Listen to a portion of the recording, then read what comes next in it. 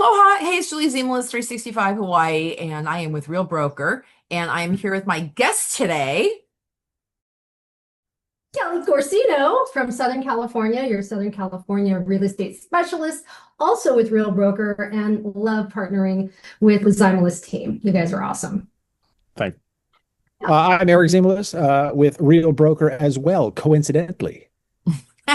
And Eric and I work as a team here in Kailua, Kona, and we have been working with Kelly for about a year and a half as our premier partner in Southern California. And she has actually helped us move one of our beautiful clients from you tell them the name of the town. Yeah, Fallbrook, to a small town here called Waikoloa Village. And the reason we're doing this today is because we're actually seeing quite a few people from Southern California moving to Big Island of Hawaii.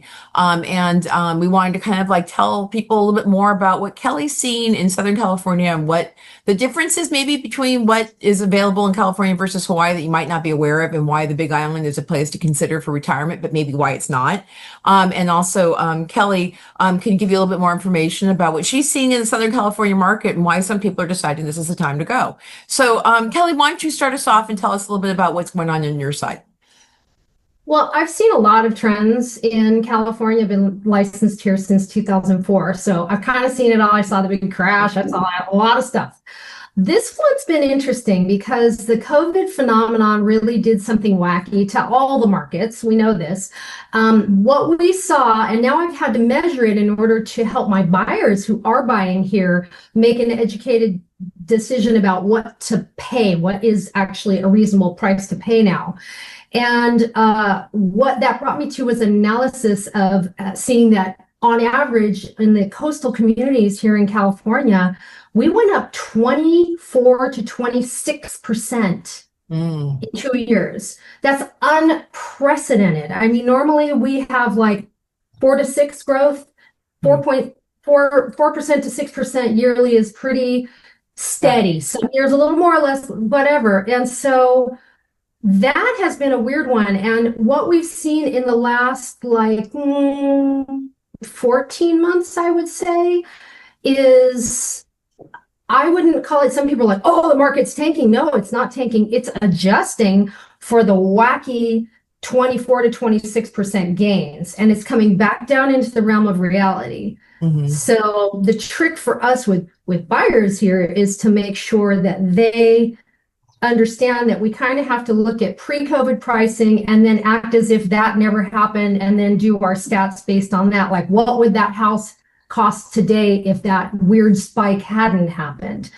Conversely, the same conversation has to happen with our Southern California sellers because they have to stay in the realm of reality. We can't say, oh, well, it's going to be an amalgamation of the COVID spike and some new normal.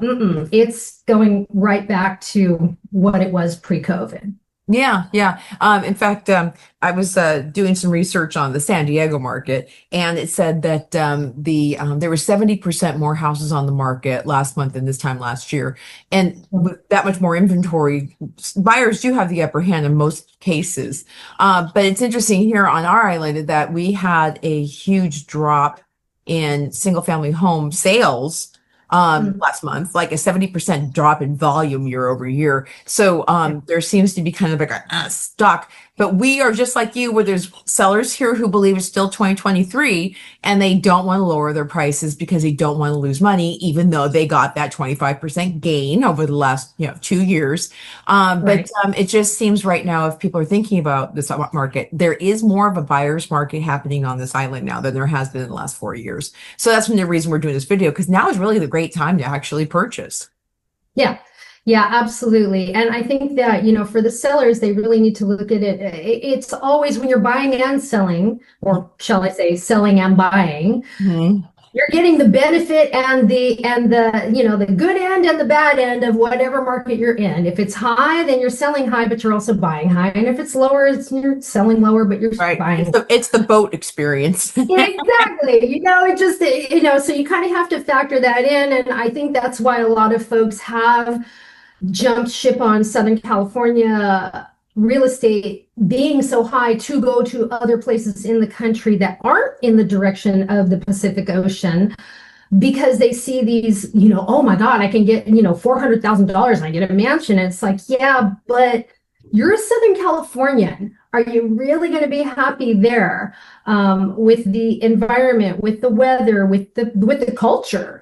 Southern California has a very specific kind of culture, and I feel like Hawaii, for a lot of our clients, is a really good fit because it is kind of similar. Especially, I work with a lot of seniors, and I count myself in that. I'm definitely a senior.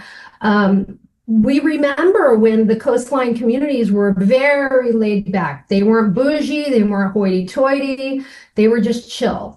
And, people wanted to surf and make art, and, it's changed a lot. And, tell me, am I mistaken, or are we going a little more back in time, maybe 20 years, to go to Hawaii and experience what SoCal communities used to be like? Right. In fact, if I was coming from Southern California and wanted that lifestyle, there are other islands that are still bougie, but Big Island, and especially like say Kona, especially East Hawaii too, it is still 1970s vibe. And so, because that's another thing too about being on Big Island, is that it's pretty rural. And I don't know if a lot of people understand that we only have 250,000 people live on an island the size of the state of Connecticut. And so when people say, we do actually have quite a few people who've moved here from Southern California. And one of the things they say is they're just tired of people. They just don't want to sit in traffic anymore. They don't want to be fighting for resources. And so they find themselves a little more spaced out here. Eric, what do you think?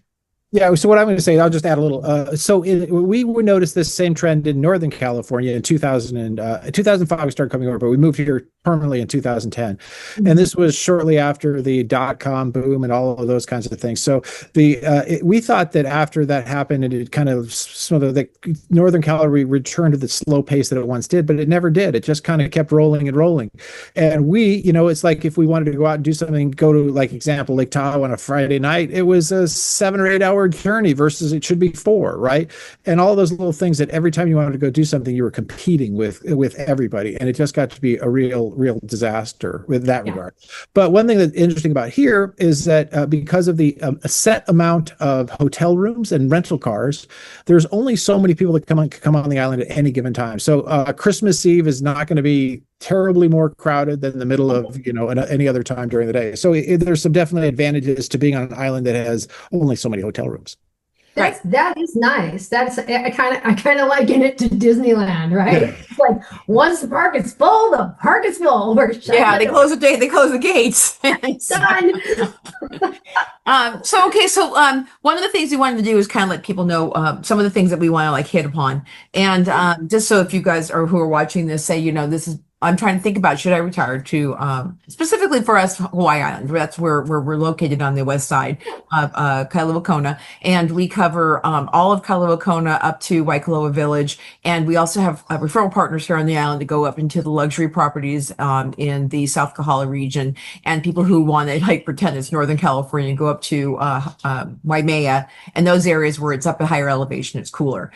So with us, we were going to talk about maybe the cost differences of living on our island, housing market realities, healthcare, social and community connections, climate and health, family, and also how can you make it work? So one of the things I want to talk to you.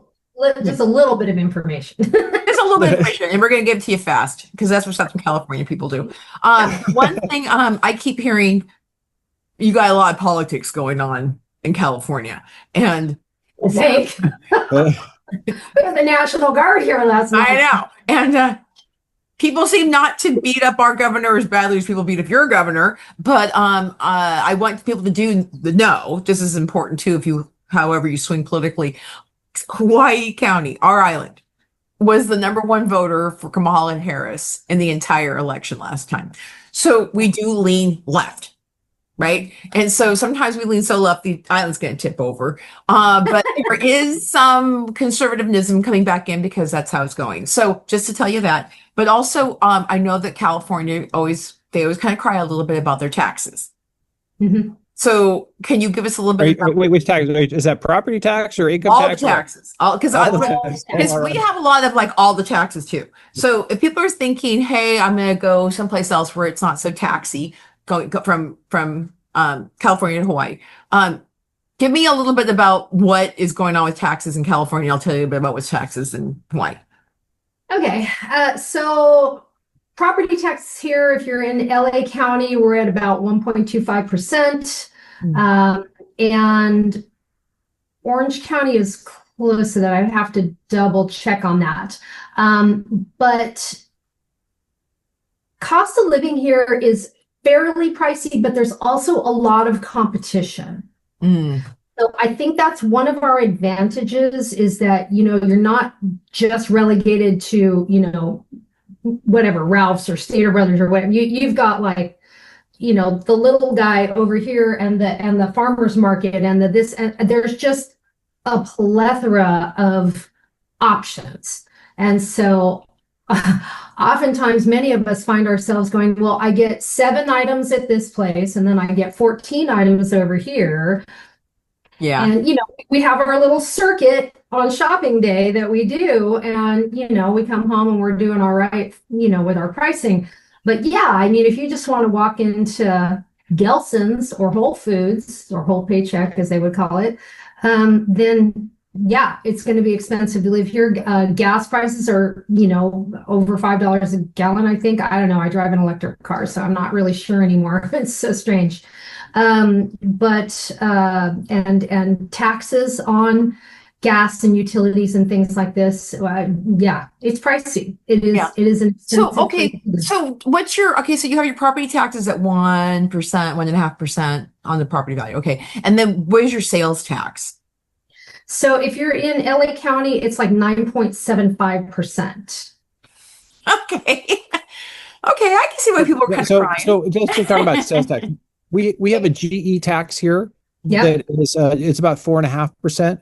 But what's interesting about the GE tax is that it's not only applied at the end of the process; it's applied throughout the manufacturing process. Not that we have that much manufacturing, but throughout the difference. So you get a kind of it's kind of a double taxed is what it is. Okay. But so that makes it a little bit more expensive, but it also makes the goods more expensive at the end to kind of make up for it. So that would be the sales tax. But I will say gasoline here is cheaper. It's about $4 a gallon, around $4.50 depending on where you go. Okay, yeah, I was double checking my numbers. So California at large is like 7.25% for like sales tax. Okay. But LA County is 9.75. Yeah. And get out now. I know, right? And this is the thing that I think a lot of people really need to consider is that, the longer you wait, the more expensive everything gets. Just everything. So the sooner you can settle someplace where, maybe life is a little more affordable. I mean, I don't imagine people run their air conditioning like as much there as we do in these urban centers where there's concrete and asphalt like everywhere. Yeah. Okay. So that's interesting because there's different levels of what you're prepared for here. But Eric, tell them a little bit about what the property taxes are here. Do you have the numbers? I do have the numbers. I don't know the percentage. I do. Okay. Oh, look at that. Look at that. Go ahead. So, okay. So just so people know that, for homes up to 2 million, you're going to pay, 11 so it's 11 cents on every dollar. So just as an example, that's residential. That's not homeowner too. Okay. And then, so if you live here, homeowners are $5.50. So $5 per thousand. Per thousand. So right. I've been hearing specifically that people will say, if you're a homeowner in Hawaii, especially here on the Big Island, it's not that bad compared to other places. It's cheaper than the mainland for sure. Right? However, if you kind of dipping your toe into either investment property here or a second home, that you have to be a resident to get that lowest property tax. And if you decide that you're basically going to own an STVR and kind of go back and forth, they'll tax you at, they'll get you for 11 cents per dollar for 11. Eric, help me with 1,000. 1,000. $11. So $11. you're almost getting taxed almost 3 times Double. much Double for from that. not living here as you would if you did live here full time. And then Right. they can act, basically they say as long as you're here for more than like 260 days of the year, then they give you the full price, the full residential status. And so we do have people who need to travel to go see family. They want to get off the island and go travel and see the world. And so they do that, and they take time and they offer and do that. A lot of the people that are coming here have sold their houses for cash in Southern California, and they buy another house here, cash, and they don't have to carry a mortgage. So that's not an expense for them any longer. And then also, when people come here, our healthcare has its issues. And I've heard of also people keeping their doctors in Southern California and flying back to Southern California for the specialized healthcare. Yeah. So, Yeah. And that's pretty common. I have I do a lot of relocation clients all over the country, and pretty much almost everywhere in the country. If they came from here and they have their doctors here, they're coming back here. And that's not necessarily true of other places in the nation. We just really have some you great have health. amazing healthcare. So I have another story to add to that. I was having to have some Mohs surgery on because of skin cancer that I from here, which is common, of course. And there's not a lot of surgeons on the island that are able to do the Mohs surgery. So you end up going to Oahu, which would be the big island, not the big island, but it's the main island here. Right. But we had a surgeon that was from LA, and he wanted to spend time in a smaller rural area. So he would spend 1 week a month here on the Big Island and work. And he would crank through a whole lot of people in a very short amount of time. Okay. And it worked out really well. So that was there. We've seen a few, people of getting out of the rat race and still bringing their medical benefits here to the Big Island. Right. In general, we do pretty well on most items, but if you have something specific, you end up going to Oahu. And if it's really bad, you'll end up going to the mainland. Got it. Right. Yeah. Well, I mean, that's what they made plans for. Yeah. Yes, That's what makes sense. Exactly. Real quick one. Housing market realities. So, also just to give you guys right now, the single family home that you're going to get the median price for is about 1.1 million. That's down from 1.3 about 5 months ago. So the prices have come down a little bit. And also, if you want to live in West Hawaiʻi, which is more like a Southern California atmosphere, that's what you're going to pay for a house. Can I add a little? So the west side is the dry side, just in case you're wondering. And the east side is the west side. So it definitely has if you're going to live in Hilo or the Hilo side, it can get a lot of. They probably get I'm going to say almost as double what we get for rain, and it can be windy. But lately, it's been raining a lot on the west side, and it's been dry on the east side. So whenever they switch, it's kind of a weird thing. But that gives you an idea. And so most of the people that if you want a sunset, you'd live on the west side. And a cocktail on the beach is West Hawaiʻi. But in East Hawaiʻi, indulge me. What am I going to pay for that? So for the on the beach in Hawaii, those houses will probably run you close to 2.5 million. If you're on the beach, right there. And if you're in the resort zone and you're paying for the amenities of basically having full access to all the resort amenities, those are running about $3 million. And so if you want to spend the money, they're there to take your money. And if you really want to go nuts, you can live in the community of Kukio, and it's next to the Four Seasons Hawaii, which is one of the best hotels in the world. You can get those houses for up to $23 million. So if you're in that price range, please call us. Get extended. Yes, by all means. And you can sell your home here with me first, and then we'll just go move you on over. Right on over there. Yeah. Okay, so it's interesting. So apples to apples. I find that really interesting because we have a lot more real estate here. We're a bigger territory, and especially if I cover a very vast territory because my relocation specialty just kind of takes me all over. And even though I mostly try to concentrate like within 5 to 8 miles of the coastline is sort of my all the way up and down to Oxnard down to Fallbrook, apparently.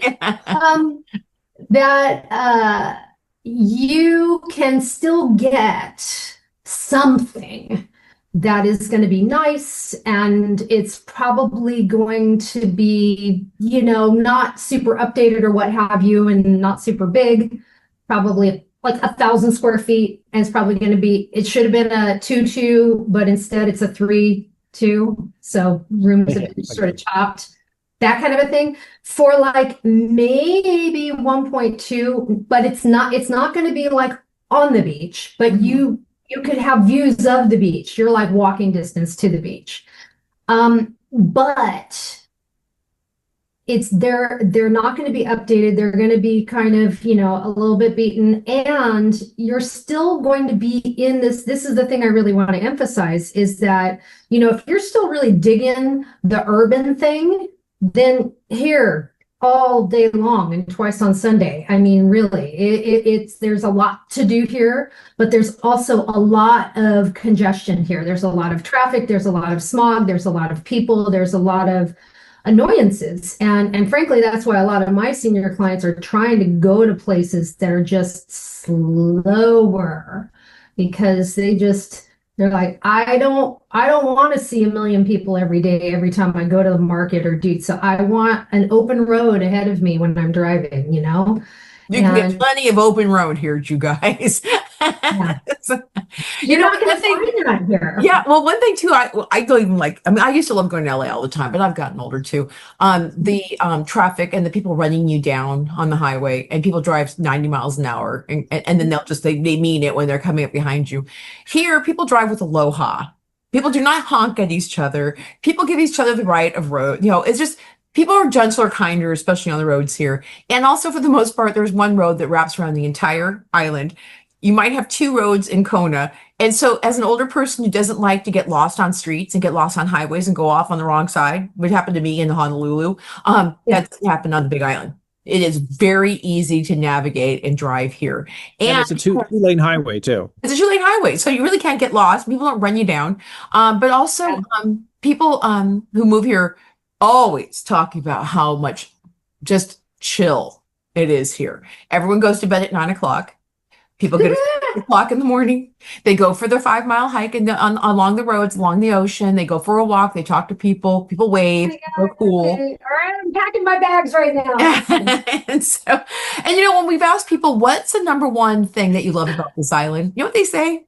They say it's the people. Mm. They like the people. They like the culture of kindness here. And that's another thing too. We left the Silicon Valley because it was all about me. Yeah, people, what do you have? What do you make? What car do you drive? That kind of crap. Me. And what do you have? How can I compare myself to you? That doesn't happen here. No. We have billionaires that are drinking next to you with a Tommy Bahama shirt on that you would never know they have that kind of money. People are not flashy. They're not ostentatious. And I guess this, ladies, you can choose to have Botox or not. People are not tied to plastic surgery here. You can eat gracefully here and not have to worry about it. He's still my heart. He's still my heart. I mean, yeah, it's and honestly, as somebody who is not in the spring chicken set, I remember when all of this, all up and down the coast and all the territories that I'm familiar with, being a native Californian, were super chill. I mean, yeah, you had your areas that were bougie, but gosh, even Santa Monica was so laid back. Like, people just did not put on airs, and it has drastically changed in the last. So we've seen a little bit of the growing up here in Hawaii too, and they've had to change some things that some of our beaches that we used to just go and didn't think about now are hard to get to, and they've closed some of it off. Like, you could just drive up to this beach one time and kind of do backyard, camping or something like that, and they've kind of cut that down a little bit. And it goes back to the same problem they had in Southern California, is that in Northern California too, is that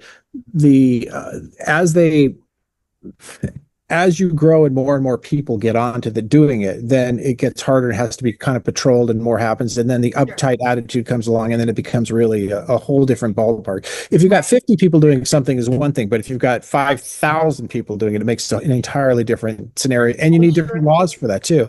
And that's kind of where we're at, is that, they're cutting down on the, it used to be, only your brother and somebody else could go down to this place. But now, if everybody else, tourists find out about it, makes it really funny. Right. I was thinking of driving up to the top of the volcano. You can take your 4-wheel drive up there, and there is 100 Jeeps in line to go up there. So they've made it very complicated and very long, and it is a big deal to make it sure that happens. And that's kind of one of those examples of when too many people do something. It kind of. Yeah. And but the thing is that just so you guys know too, I know about the fires in Los Angeles and how devastating that was, is that there is not a lot of development on this island. And there's just not a lot of infrastructure for more development on this island. And they don't want more development on this island. So we're not going to have 10,000 people showing up every year as more housing is being built. So maybe in the future, when the baby boomers all go on about their merry way, maybe they'll build more family developments. We just don't have we don't have apartment buildings here. We don't have high rises. We don't have skyscrapers. We are a very low density island. And do you guys have ordinances about how high? You can't build higher than a palm tree. Well, come on. Palm trees can grow. What, 30 feet tall? 5 stories. Yeah. 5 stories. So we have 2 or 3 buildings that might be 5 stories tall, right? Okay. Because this is not Waikiki. So, and one of the things I was telling Kelly when I first started doing this, the people that really love living on this island are the people who've come and visited it quite a few times, because they like the vibe, they like the chill of this island, because we don't have Waikiki experiences. We don't have, like you just said, the competition. We don't have 14 different grocery stores that you go decide, I'm going to go get like something pre-made. I'm going to go get something. We've got farmers markets, which is amazing. But because you don't have 15 different places to go, shopping is not part of the experience of entertainment here the way it is in Southern California. If you like hiking, you like biking, you like swimming, you like snorkeling, you like spearfishing, you like pickleball, those are the kinds of things. It's a very active outdoor lifestyle here. And the people here who live here, Hawaii is named as one of the most healthiest states in the nation. People who come to stay healthy and they want to be healthy. And that's why California lifestyle, being outdoors, active, that's why it's nice to move over to something that you're not going to get hit by your car. And then you can still like ride your bike on the street, or participate in like things like mini triathlons, because we are the heart of Ironman. And so we have a lot of people who do swimming, biking, and running. Eric? Okay, so I'm going to add something to that. So one of the interesting things is that I think that also what makes Hawaii really healthy is the same thing, that it's hard to be sick and be here at the same time. So with that being said, there might be less sick people that come here, or they actually end up moving off the island. That's one of the downfalls, is if you have some chronic condition, you're probably better off being on the mainland. Yeah. That's easy. Circling back to health. So I feel like, I know these communities up and down the coast pretty well. And I got to say, I know that, Southern California is known for being an outdoor lifestyle kind of place. But over the years, again, I have seen that a lot more people do tend to kind of like they strike out, and I went and did my hike, and then I came back home and I closed the doors. And I closed the windows and I closed everything. And then I was in my little space. And, you have, what are they called? The lanai. Right. The lanai culture, right? Where it's like everyone's chilling on patios. And I walk along the communities here I live in Long Beach, and Belmont Shore is a fabulous beach community. It's just right here. And when I walk around the neighborhoods there, adorable bungalows, many of them fixed up beautifully.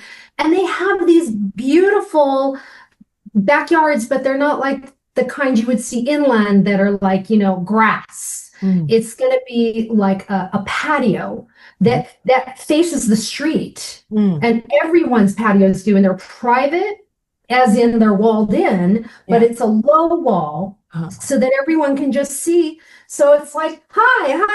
And I'll walk around on a Saturday or Sunday and like nobody's out. Oh. And I'm like, okay, let me try this at a different time of the day. Maybe they're all at the beach or whatever. And like, no, they're inside and they're air conditioned. It's like something's changing.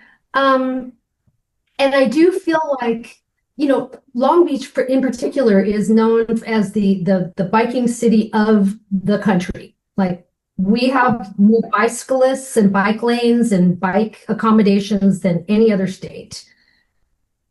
And that's about it. I mean, I know there are other things going on, but again, it feels like, and I could be wrong about this, but it does sort of feel like people strike out and then they just come right back to their bubble. And they're not just integrating with their neighbors in that open lanai feeling out here anymore. Well, I think there's two things about that. It's called a screen. It's so much easier to sit on your phone nowadays than ever. And also, I think the pandemic actually helped create isolationism. And one of the things that one of our little things to talk about is community. Because if you come to an island, you're alone. If you're not intentional about going out and making friends, then you'll be alone 2,500 miles out in the middle of the Pacific Ocean from Los Angeles. And so it has to be, and one thing that's new is nice about Hawaii, because of the aloha spirit, there are a lot of groups to do a variety of different things here. Ukulele, there's a lot of senior groups. You can do chair yoga with older people in the gyms here. People here, again, because of because I think people find that we are a friendly island and it has a nice experience and stuff. I think that people who do move here like to meet people. Yeah. Crazy. So, I mean, like if somebody moved there, do you think they would have the experience of the neighbors coming over to say, "Hey, welcome to the neighborhood"?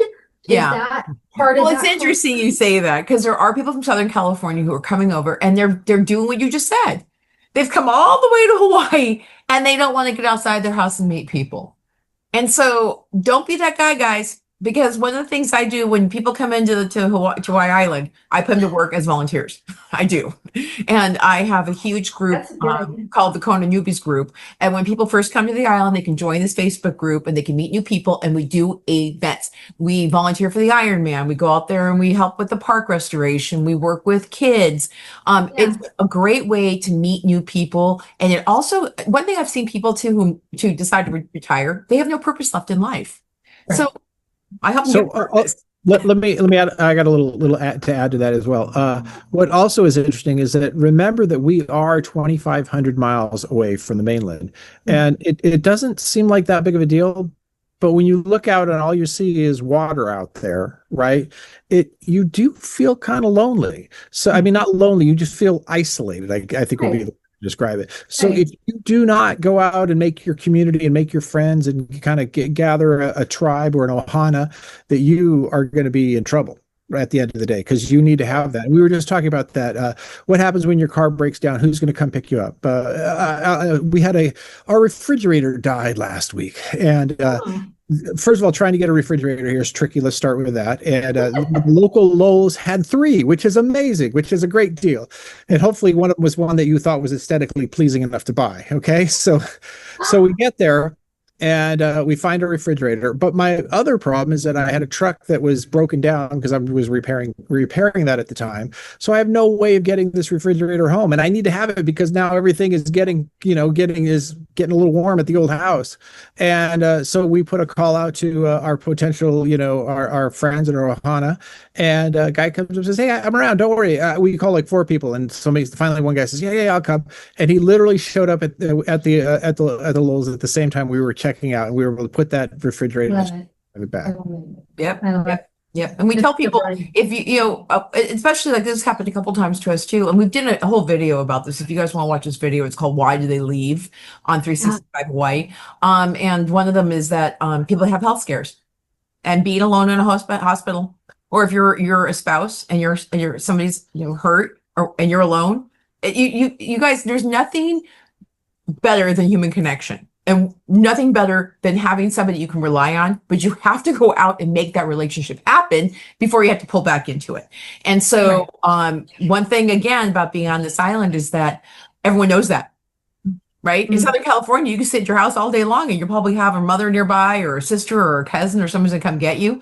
You come here and you know that you are like in a adventure story and you gotta figure stuff out. And and that's one thing too, is that we're doing this video too to let you guys know you're not alone if you move here. We are the relocation specialists for West Hawaiʻi. We actually help you make friends. We actually connect you with people who can help you find a doctor, a handyman. We have a whole group of people who are helping each other because we're all in this together on this island. That's such a really big deal. That is a really big deal, because I even when I have relo clients who are moving just within the state, but like far enough away to where their support system and all their peeps are like an hour, 2 hours, 3 hours away.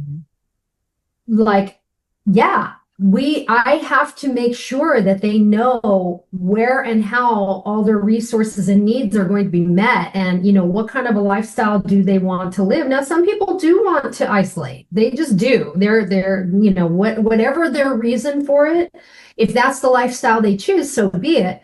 But most people do want community, and that is the reason why they might end up wherever they end up and end up unhappy. Right. But I'll tell you another story though. We just got a call from this family that wants to build. They want to basically own a farm, and this woman's like, "Oh, I'm slightly on the spectrum. Just want you to know that. And I don't like people. I don't want to be near people. I want to be as isolated as possible." I'm like, and we will find you that spot, because you can absolutely be completely away from every single person for a very long time on this island. You can go to the Hamakua coast and you can sit on 10 acres and you can be very far away. So we have that too. Something for everyone. There's a butt for every seat on this island. I always tell people that. But let's talk about real quick about climate, because the whole Southern California versus Hawaii experience, they're not the same. No. Yeah. So your experience is, you got colder days, right? You got colder ocean, right? Yeah. Colder nights. That's the other one. Colder nights. You also like what's happening in California? You got wildfires. We don't have wildfires. We have water fires too, just not as many. Not like those guys. Those guys seem to be always constantly getting smoke in the air from somewhere around this burning. Maybe we're just on fire over here, okay? Yeah, no, and I shouldn't make a joke about that, because like so much devastation. Yes, we do have extreme temperature swings, and the further inland you go, the more extreme those become. Like, I used to live in the San Fernando Valley, and it was astonishing. It would be 101 during the day and like 40 at night. You'd be like, oh my God, I'm dying. My body, it felt like the ice plunge sauna, experience. Living here temperature wise, I think, again, my area of speciality would be definitely more coastal, which is going to be more temperate. But the ocean here, I love so many things about my dear California, but the ocean, I got no love for this ocean. Yeah. 55 degrees. Well, probably yours is probably warmer than it was in Northern California with us. You probably would, guys. Oh yeah, no. It's definitely warmer, but it's murky. You can't see anything. Like anything. Like if you walk out into the water and the water is up to your waist, you can't see your feet. I know. Yeah. And that's another thing too, that when we came to Hawaii, because we grew up in our playground was Santa Cruz, the smell of kelp and dying on the shore. Didn't realize that was a thing until you come here where that's not happening at all. And we also don't have seagulls. So there's nobody pooping on our heads and they're not attacking our food from the air. And also you can walk, like today, the ocean temperature is 81.5 degrees. Oh my God. In the wintertime, it's like 78, and you can go swimming all year long and no one's going to freeze. And the good news is we don't have great white sharks out here trying to bite our surfers. And also just because it's like temperate, our swing of temperature is usually 10 degrees. From That's amazing. As And it- I'm going to add one more interesting fact here, in particular in Kona, is that we get more rain in the summer than we do in the winter. Oh yeah, yeah, So yeah. the winter is tended to be more the dry side, dry time, and part of it is partly because the temperatures are cooler in the winter. In the summer, the warm temperatures come up from the ocean and kind of come up the valley, and then the cool temperatures come down. When they hit, they rain. Okay, so that's kind of but in the winter it's cooler, so we don't get those the clouds The that come. convergence of that. Yep. So I've been and I love it. It is a very beautiful experience. And the thing that I enjoyed was that when it rained, it was so pleasant. Mm. I mean, I'm sure there are It times. wasn't like a cold winter storm rain. No. No. And I'm sure there are times when the rain can get aggressive, like when it's Oh really yeah, when it's pouring, it's summer. pouring. Yes. Sure, right? Yeah, and that's Yeah, but the probably not. sound of crashing rain on your roof, no, it's only going to last for 45 minutes. It's Well, probably and that's to be in yeah. a tropical experience. Yeah. That's the other thing is, it is brief, and I just found it to be extremely pleasant, and my skin never looked. Oh yeah. That's what we were going to talk about too, is that you are in a level of the fountain of youth a little bit here. Yeah, 80% humidity in the summer will do that to you. That'll pump up your face. I'm 80 years old. Can you see? So, 113. You yeah, look at me. I'm doing great. Oh my God, that's But wait. I'm gonna get back to climate change for just a sec. So one thing I will say, one thing that I did like, if you are somebody like sun more than a lot, one of the advantages of say California is that once it stops raining in April, it probably won't rain again until the winter. You're right, and until November. So you have a long stretch of dry time, but that's kind of the reason that they have the fires too. Yes. But we don't have fog. We have VOG. So VOG is we have a volcano on the island. We actually have 5, but the one that's going off right now is Kilauea, and it has gone off 30 times since January. December is it end of December is when it is. I forgot when it started, but about every 5 or 10 days now it erupts, and it erupts for either a day or 2 days, and then it stops for another week, and then it erupts again. And it erupted last night for 12 hours, yesterday for 12 hours to stop. But if you now look out over, you can kind of see it a little in the background here. You see this kind of like a white glaze on it. That's the VOG. So today is I would say today is a 2/3 VOGgy day. So it kind of, you don't have that wonderful blue sky anymore. Everything turns white. So it's kind of a bummer, but it's not all the time. That's the interesting part, is that there are days that are perfect, but there are days that are VOGgy. Okay, I gotta ask. Okay, so like people who don't live in California, they're like, well, we may have crazy winters and this, but we don't have earthquakes because they're just freaked out about earthquakes. And I'm like, I'm a native. I've lived through a bunch of them, and to me, it's just not a big deal. Is that how the islanders feel about the volcanoes? Because for me, I think volcano. So first of all, so this is why they have something called lava zones here, and a lava zone is where you would find the volcanoes. And what's interesting, give you an example.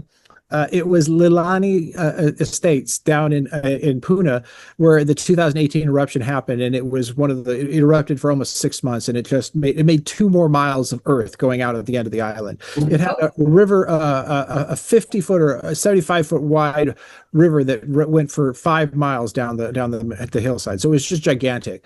Wow. But what was interesting about that is that you knew where it was going to be. It was a specific place that it was. So as long as you don't stay in these specific places, you're okay. And remember that these volcanoes just bubble lava. They don't spray up into the air. So people, like we were watching Pompeii and we were watching the people get killed by that. This is nothing like that. So very few people die from the lava. Is In what I'm fact, saying.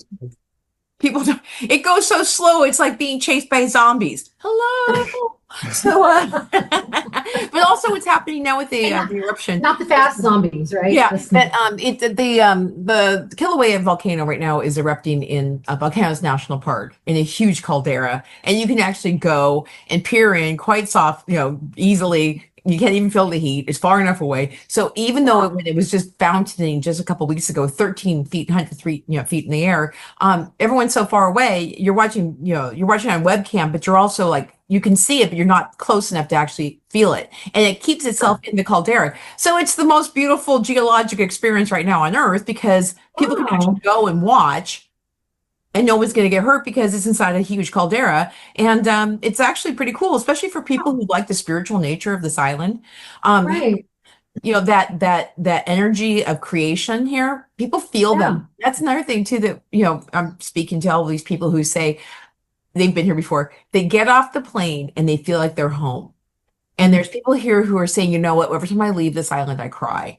And those are the people who usually stay the longest, no matter what happens, if it's expensive or they need to get their doctor someplace else, they stay the longest because they feel the most connected to this island. And I wrote a book called How to Move to Kona. And my last part of the book was, nobody ever said to me when I was living in Santa Clara County, I was called to live in San Jose. And I can guarantee you most people would say I was not called to live in Santa Monica either. And so, but people feel that way about this island specifically. Sure. And so that's why I'm saying my favorite client is people who've come here numerous times and have always thought that maybe they'd want to retire here someday or spend more time here on the island.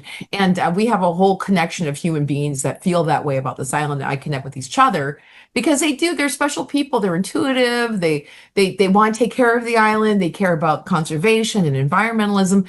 And we work. We do beach cleanups. We make sure that there's information about not wearing toxic sunscreen in the bays. And so, so if you're that kind of person who's watching this, you know, we welcome you and we put you to work, but we also help you get community and make you happy. And I think that we create, you know, we can give you testimonials. We help people have great lives. Yeah, well, and that's wonderful. And, you know, I think that a lot of the clients who tend to gravitate towards working with me, you know, I'm definitely of the spiritual set. You know, I'm a spiritual singer, musician, you know, songwriter background, and sing in New Thought churches all the time. And a lot of my clients are looking for somewhere that feels that it's going to have that kind of a feel, like it grabs them right here and just they feel that connection. I wrote this really fun retirement guide. I like to do things that are sort of unusual. So my retirement guide, it looks like a comic book, like an old-fashioned traditional comic book, and with the drawings and everything. And it's real edgy. And you're probably going to see some cussing in there because, you know, that's how I roll. And it's edgy and fun, and it kind of pokes fun at, you know, like our mortality. Just basically going, okay, we're going to start this whole conversation with how's your health? How many years of life do you think you have left?